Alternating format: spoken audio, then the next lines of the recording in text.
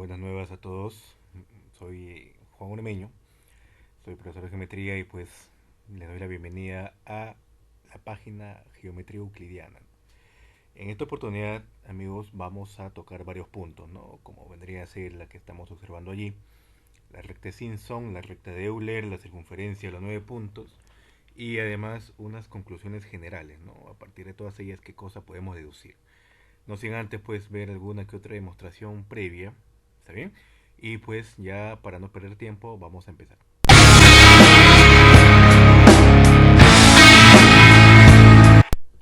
Listo, a ver, vamos a empezar con una recta ya, que tiene una particularidad, perdón, muy interesante, ¿no? La cual menciona lo siguiente, de que si uno tiene un triángulo inscrito a una circunferencia, en este caso el triángulo ABC, lo que se hace es lo siguiente, ¿no? Si uno le traza las perpendiculares a partir de ese punto P, que es un punto cualquiera de la circunferencia, a los lados que posee ese triángulo, se concluye, ¿no?, de que esos puntos, esas piezas de las perpendiculares, ¿ya?, tienen que ser colineales o que en esos pies o esos puntos pasa una recta.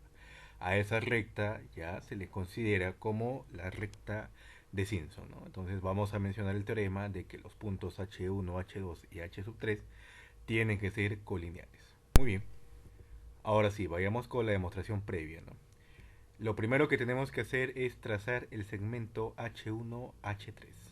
¿Sí? Vamos a trazarlo y lo único que tendríamos que nosotros demostrar acá es que el ángulo alfa y el ángulo beta que estamos observando allí tienen que ser congruentes o tienen que tener la misma medida, ¿no? Cosa que con ello pues deduciríamos de que H1, H2 y H3 tienen que ser necesariamente colineales. Ahora, vamos a observar el cuadrilátero PH1CH3.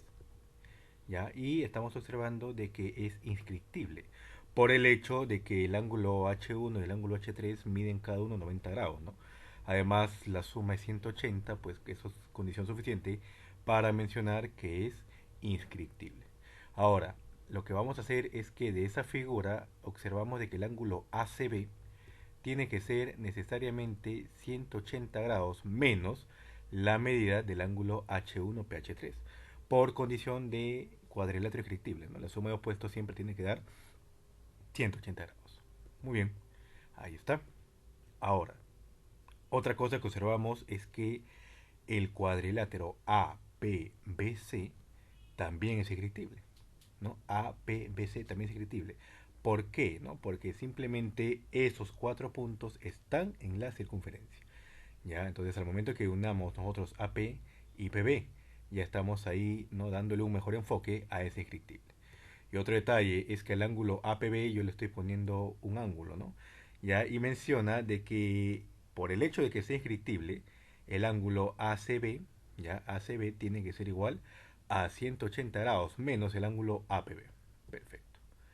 Ahora, con ello, al momento que nosotros igualamos esas dos ecuaciones que están de amarillo, lo que deduciríamos es que esos ángulos que están sobrando tienen que ser congruentes, sí o sí. ¿Ya? Muy bien. Otro detalle es lo siguiente, de que también se observa en la figura de que AH1, H2, P, ¿está bien?, y PH2, BH3 son inscriptibles, lo mismo, ¿no?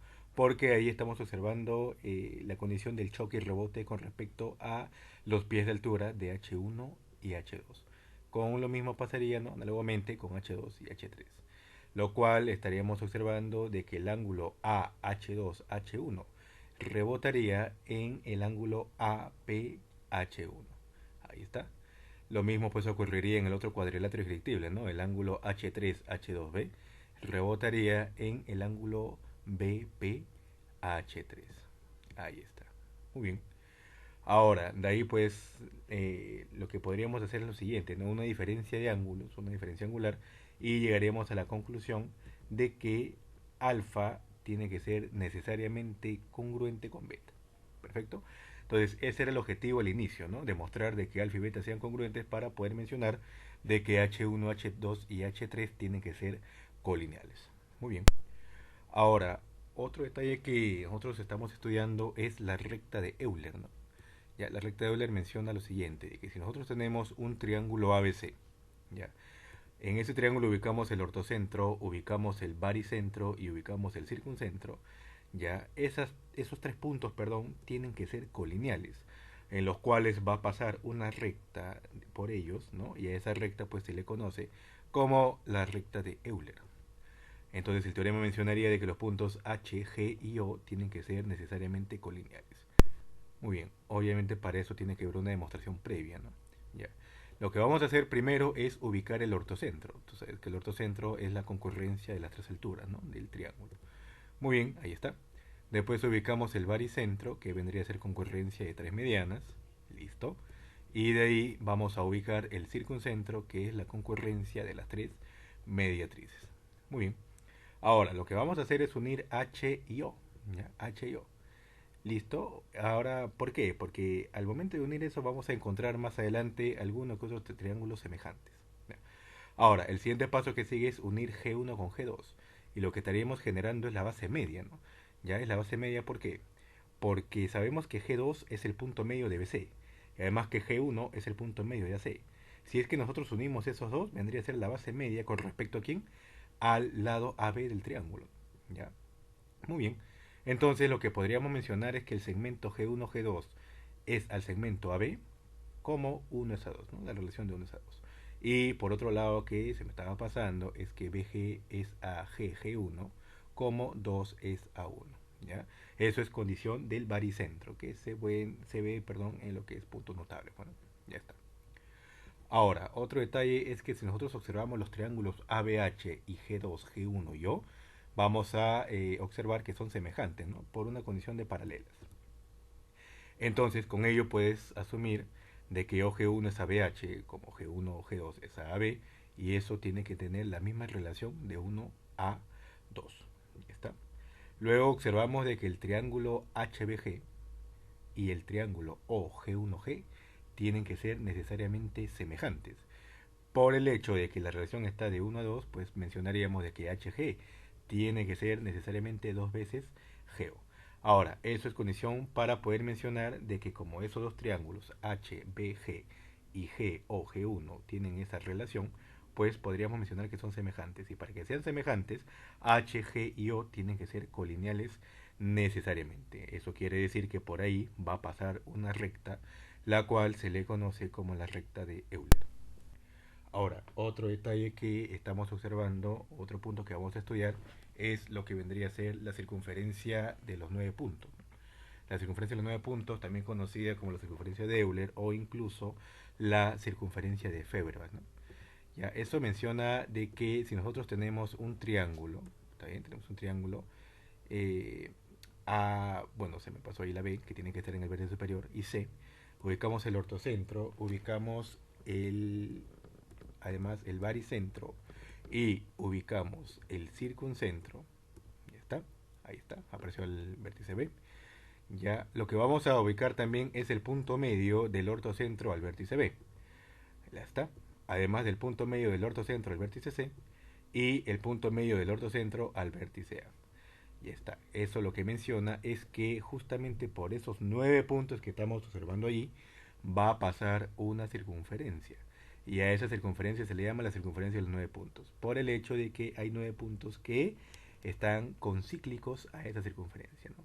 Entonces el teorema mencionaría de que los puntos H1, P, G3, H3, M, H2, G2, N y G1 tienen que ser necesariamente cíclicos. Muy bien. Para la demostración, muchachos, lo que vamos a hacer es unir los puntos P y N. ¿Ya? Vamos a unir los puntos P y N. Y allí, pues, ¿qué cosa estamos observando?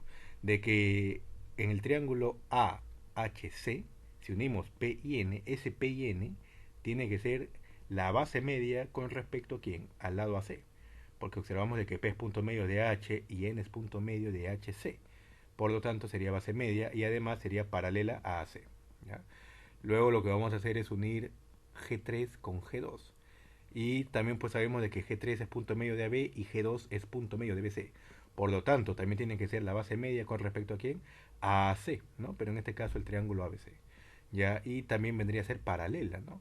Entonces podríamos sacar una conclusión de que PN tiene que ser paralelo a G3 y G2. Y además de que PN tiene que ser necesariamente igual en medida al segmento G3, G2. ¿Ya está? Ahora, si es que nosotros unimos los puntos P y G3, ahí está, y además unimos los puntos N y G2, ya también sacamos esa conclusión, ¿no? Estamos sacando la conclusión de que tienen que ser paralelas y también tienen que tener la misma longitud de igualdad, ¿no? En igualdad. Y además observamos de que se va a formar un rectángulo P, G3, G2 y N. P, G3, G2 y N. ¿Por qué se va a formar un rectángulo? ¿No? Porque si nosotros unimos P, G3, estamos observando de que es la base media del triángulo ABH1. ¿No? Por lo tanto, PG3 tiene que ser paralela a BH1. Y de ahí, pues, con un juego de paralelas entraría, ¿qué cosa? El ángulo recto, ¿no? Por lo tanto, ahí está el fundamento de poder mencionar que es un rectángulo. Ahora, tomamos como referencia el segmento AB y vamos a hacer prácticamente lo mismo, ¿no? Vamos a unir los segmentos que hemos unido tomando como referencia, en este caso, al lado AC, y también vamos a generar un rectángulo. ¿Ya está? Ahora, lo que vamos a hacer es unir los puntos P y G2, además de G3 y N. ¿Ya está? Que prácticamente serían las diagonales del rectángulo P, G3, G2 y N. ¿Está bien? El cual va a tener como centro al punto T. Listo. Y además observamos de que PG2 es la diagonal del rectángulo que acabo de mencionar, pero también es la diagonal del rectángulo PMG2G1. Quiere decir que esos rectángulos comparten, ¿qué cosa? Una diagonal. Muy bien. Ahora, para poder mencionar de que por ahí pasa una circunferencia, ¿está bien? Por el hecho de que es rectángulo, es un cuadrilátero escritible. ¿Está bien? Ahora, si T es el centro, ya, del rectángulo P, G3, G2 y N, y además, pues sabemos que la longitud G3T, TN, PT y TG2 tienen que ser congruentes. Por lo tanto, T vendría a ser el punto medio de PG2. Y ahí observamos al triángulo rectángulo PMG2, donde T es el punto medio. ¿Eso qué cosa quiere decir? De que si T es el punto medio, ajá, por ahí tiene que pasar una circunferencia por, o necesariamente, por el punto M, ¿ya? Lo mismo pasaría por el punto N y ahí pues se demuestra que esos puntos o esos 9 puntos que estamos observando son concíclicos. Listo. Ahora, las conclusiones que sacamos, muchachos, es lo siguiente, ¿no? Una vez que ya tenemos lo que hemos visto, ¿no? Al trazar o ubicar el ortocentro, el circuncentro y además del baricentro, ¿ya? Por el hecho de que es circuncentro, pues al momento que escribamos ese triángulo, una circunferencia, podemos denotar un radio, ¿no? También sabemos que por ahí pasa una recta de Euler. También ya hemos demostrado de que va a pasar una circunferencia en los 9 puntos siempre y cuando M, N y P sean puntos medios. ¿Ya está? Y otro detalle, muchachos, es que esa circunferencia de los 9 puntos tiene un centro. ¿Sí? Ese centro va a tener el punto F, al cual se le conoce como el punto de Feuerbach. Muy bien. Ahora, una conclusión que podemos sacar ahí es de que la distancia del ortocentro al punto de Feuerbach tiene que ser la misma que el punto de Feuerbach a el circuncentro. Otro detalle que se concluye es que el radio o el circunradio de la circunferencia que estamos observando allí, la mayor, vendría a ser 2 veces a la longitud de el circunradio, en este caso de la circunferencia de los 9 puntos, ¿ya? O el radio de la circunferencia de los 9 puntos. Muy bien. Otro detalle es que la distancia del ortocentro al baricentro tiene que ser 2 veces la distancia del baricentro al circuncentro, ¿ya? Y eso pues obviamente se sabe por lo que vimos con respecto a la recta de Euler. Muy bien. Ahora, si es que nosotros prolongamos BH1 hasta un punto D en el cual este punto D intersecta a la circunferencia, lo que también vamos a concluir es que la distancia del ortocentro a H1 y de H1 al punto D tienen que ser necesariamente iguales en distancia, ¿no? Iguales en medida, perdón. Lo mismo hacemos con respecto a la otra altura H2 y lo mismo se cumple con respecto a la altura CH3. Muy bien. Ahora, si es que nosotros tomamos un punto arbitrario de la circunferencia, como lo vimos al inicio, lo que vamos a hacer es trazarle las perpendiculares a los 3 lados de ese triángulo. Y obviamente nosotros ya sabemos qué cosa se cumple ahí, ¿no? De que por los pies de esas perpendiculares va a pasar una recta, la cual vendría a ser la recta de Simpson. Muy bien, ahora ese punto arbitrario pues lo tomamos con respecto a el lado BC. Si es que lo tomamos con respecto relativo al lado AB, exterior al lado AB, el punto Q, al momento de trazar las tres perpendiculares, también vamos a definir otra recta de Simpson. Muy bien, otra recta de Simpson. Y está. Ahí estamos observando de que estas dos rectas de Simpson se están intersectando. Esa intersección, muchachos, va a generar un ángulo. En este caso le estoy poniendo el ángulo teta. Lo que se logra demostrar es que ese ángulo teta es igual ya en medida a la medida del arco QBK entre 2. La demostración también tiene que ver mucho con lo que se acaba de hacer. Bueno, ya está. Pues otro detalle es que si nosotros unimos el ortocentro con este caso el punto K, que es el punto arbitrario, va a existir una concurrencia con respecto a la recta de Euler que se genera a partir de ese punto K. Lo que se logra demostrar es que la distancia del ortocentro a ese punto de intersección tiene que ser la misma que el punto de intersección al punto K. Y por último, pues, y no menos importante, se genera o se demuestra de que los puntos H, F, G y O forman una cuaterna armónica. Muy bien, espero realmente que haya sido de ayuda, de curiosidad, ¿no? De cultura general, de manera enfática, ¿no? Lo que estoy trayendo acá. Voy a seguir cumpliendo con lo que mencioné, ¿no? Voy a seguir aportando, subiendo una que otras novedades, ya para pues obviamente despejar algunas dudas y crecer en conocimiento, tanto ustedes como yo. ¿Sí? Muchas gracias, nuevamente soy Juan Ormeño y pues estamos en Geometría Euclidiana. Gracias.